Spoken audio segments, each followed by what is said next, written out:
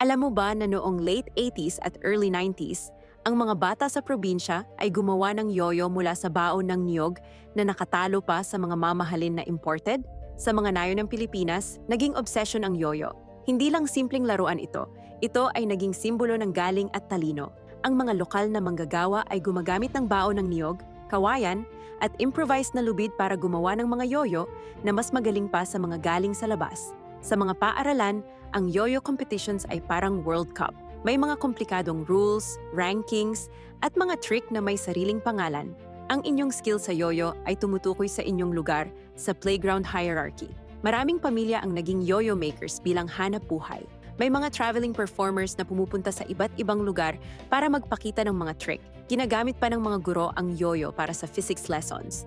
Pero dumating ang factory-made yoyos mula sa ibang bansa. Unti-unting namatay ang local industry.